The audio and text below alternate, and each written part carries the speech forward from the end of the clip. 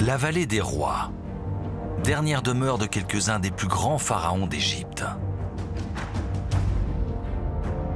C'est là qu'en novembre 1922, l'archéologue britannique Howard Carter découvre la tombe du jeune roi Toutankhamon. Sa découverte fait le tour du monde. Il s'agit alors de la plus grande trouvaille archéologique de l'histoire. Toutankhamon devient pharaon en 1333 avant notre ère. Puis il meurt dans d'étranges circonstances alors qu'il n'est âgé que de 19 ans. Sa tombe, remplie d'un trésor extraordinaire, nous donne un aperçu de la façon dont les pharaons vivaient, régnaient et mouraient.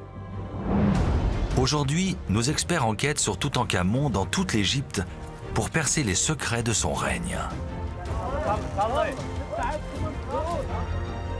Le jeune pharaon a-t-il été assassiné?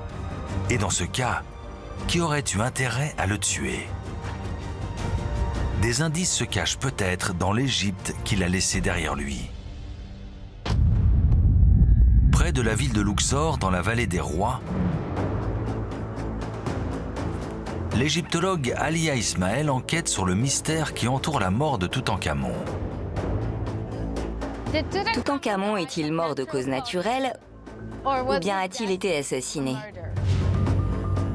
Depuis 6 ans, Alia dirige une équipe égyptienne qui étudie la tombe de Toutankhamon dans ses moindres détails. Chaque paroi a été scannée pour en créer une version virtuelle en haute définition à destination des chercheurs et des restaurateurs. Aujourd'hui, Alia retourne dans la chambre funéraire du jeune roi à la recherche d'indices concernant sa mort. C'est incroyable de se retrouver seul dans cet endroit, si proche des murs et des peintures. Alia cherche un détail sortant de l'ordinaire qui pourrait trahir les circonstances troubles dans lesquelles Toutankhamon a été inhumé. Elle remarque rapidement un indice sur l'un des murs. Quand on regarde cette tombe, on voit qu'elle a été préparée à la va-vite. Ces taches noires que vous voyez partout sur les murs sont apparues parce que la peinture a été appliquée sur du plâtre, qui n'était pas encore sec. Ces taches noires ont été laissées par d'anciens micro-organismes. Preuve que les peintures n'étaient pas encore sèches quand la tombe a été scellée après les funérailles du roi. Si tout a été fait dans l'urgence, c'est parce que Toutankhamon est mort très jeune et de façon inattendue. Toutankhamon meurt vers 1342 avant notre ère, après avoir passé seulement 10 ans sur le trône. Il est enterré dans la vallée des rois. Sa tombe est si petite qu'elle peine à contenir toutes ses offrandes et ses objets parés d'or. Il n'a aucun fils et ses 2 filles mort-nées sont inhumées dans de petits sarcophages à ses côtés. Sa lignée royale s'éteint avec lui. Son épouse Ankhénamon doit trouver un nouveau mari et l'Égypte un nouveau roi.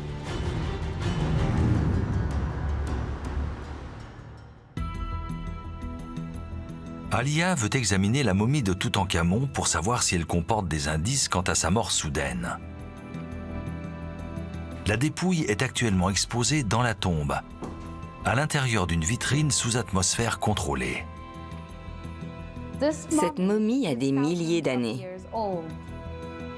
Au premier regard, la momie semble offrir peu d'éléments sur les causes de la mort du jeune pharaon. Sa momie n'est pas très bien conservée. Il est difficile de dire comment il est mort. Mais j'ai appris que des archéologues l'avaient passé au rayon X. En 1968, le professeur d'anatomie Ronald Harrison examine la momie à l'aide de rayons X.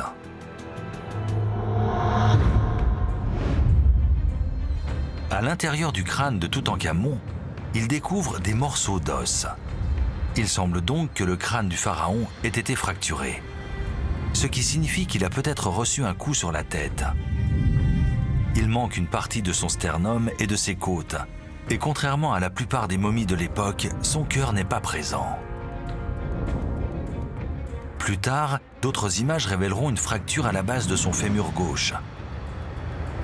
La cause de cette jambe cassée est inconnue.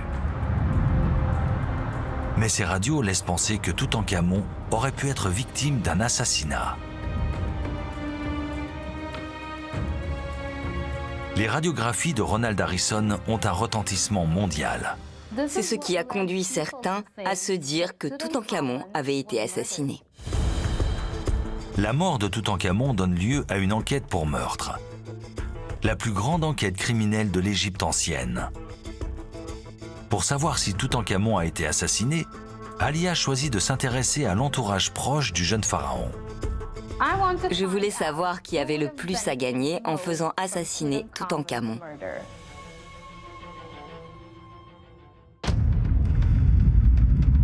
À Saqqara, 32 km au sud du Caire, l'archéologue Ola El Aguizi et son équipe mettent au jour une ancienne nécropole. Elle contient les tombes des Égyptiens qui ont pris le contrôle du royaume après la fin du règne de Toutankhamon, mort sans héritier. Toutankhamon est mort de façon prématurée, ce qui a mis tout le pays en danger. Ola est archéologue depuis 50 ans.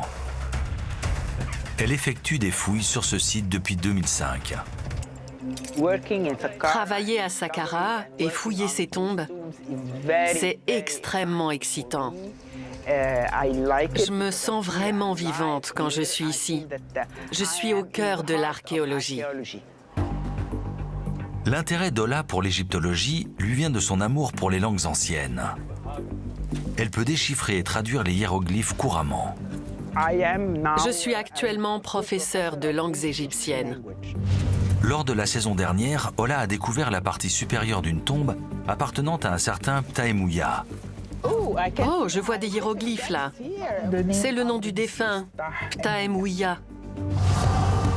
Cette année, Ola et son équipe espèrent trouver la chambre funéraire intacte de Ptaemouya. Il est extrêmement rare de trouver une chambre funéraire intacte. Elle pourrait contenir de somptueux objets funéraires et même un cercueil et une momie. J'espère trouver un cercueil au niveau inférieur. Les Égyptiens de l'Antiquité étaient enterrés avec les objets dont ils pensaient avoir besoin dans l'au-delà. Tout objet encore présent apporterait des informations sur Ptaemouya ainsi que sur ceux qui ont pris le pouvoir à la suite de Toutankhamon et qui pourraient être à l'origine de sa mort. L'équipe d'Ola a localisé le puits d'accès, rempli de sable, au centre de la cour du tombeau. Son emplacement suggère qu'il mène à la chambre funéraire.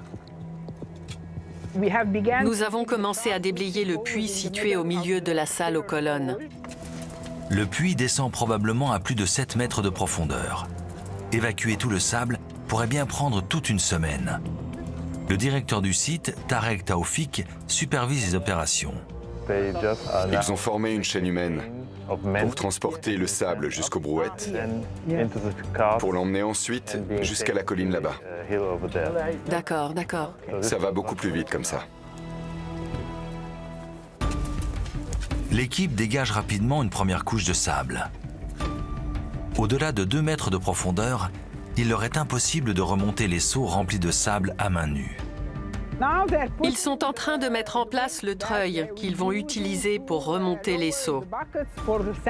Ils ne peuvent pas continuer sans cela. Cet énorme treuil manuel va aider les ouvriers à remonter les seaux pleins de sable et accélérer la fouille. Il paraît peut-être primitif, mais il est très efficace et rapide. Mais très vite, un nouveau problème apparaît. Le puits est fermé par des blocs. Les ouvriers découvrent de grands blocs de calcaire qui leur barrent le passage. Ils doivent retirer ces blocs pour pouvoir continuer. Ils sont maintenant à presque 3 mètres de profondeur. Ils doivent trouver le moyen d'évacuer ces blocs très lourds s'ils veulent atteindre le fond du puits et peut-être la chambre funéraire qui se trouve en dessous.